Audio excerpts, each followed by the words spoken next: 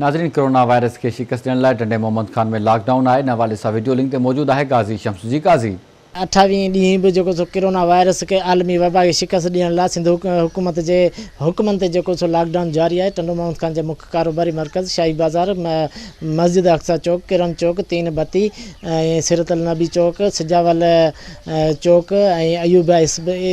अयूबा staff समेत शहर जा नंढा वॾा कारोबारी मरकज़ जेके बंद आहिनि। तव्हांखे ॿुधाईंदो हलां, टंडो मोहम्मद खान ज़िले के टिन्ही तालुक़नि, टंडो मोहम्मद खान खुद है, तलको बुलड़ी शाह करीम है, तलको टंडो गुलाम हैदर, उन सभिनि जा जेके नंढा वॾा शहर आहिनि, मुलाकातियारा, सईद मतो है, नज़रपुर है, मोया गुलाम शाह बागरानी है, शेख बिरकियो,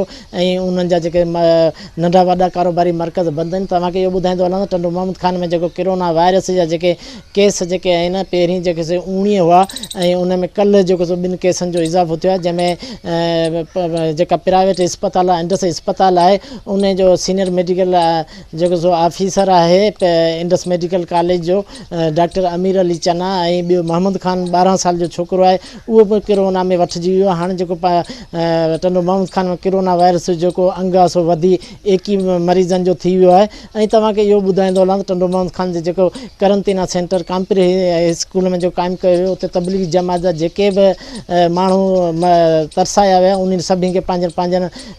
ॻोठनि ॾांहुं शहरनि ॾांहुं रवानो कयो वियो आहे। ऐं तव्हांखे इहो ॿुधाईंदो हलां, इहे 2 जेके मरीज़ कल्ह जेके साम्हूं आया आहिनि, डॉक्टर अमीर अली चना जेको इंडस मेडिकल कॉलेज जी अस्पताल आहे, उन में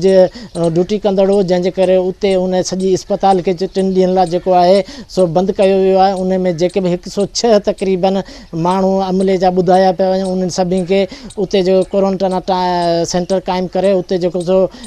उनखे जेको आहे उन में विहारियो वियो आहे। उन्हनि जी 3 ॾींहंनि जे अंदरि स्क्रीनिंग कई वेंदी, उन खां पोइ उन्हनि जो जेको अॻु जो फ़ैसिलो कयो वेंदो त उन मां आया कोरोना में वरितल आहिनि या न। ऐं तव्हांखे इहो ॿुधाईंदो हलां त टंडो मोहम्मद खान सिक्योरिटी जे हवाले सां SSP आबिद बलोच जी अॻुवाणी में ज़िले जे टिन्ही तालुक़नि में जेको पाक रेंजर्स ऐं सिंध पुलिस जवाननि सां वक़फ़े सां गश्त जारी आहे। जीअं गैर ज़रूरी माण्हू जेके अचनि था ॻोठनि खां या ॿियनि शहरनि खां, त उन्हनि खे घरनि ताईं महदूद करे सघिजे ऐं उन्हनि खे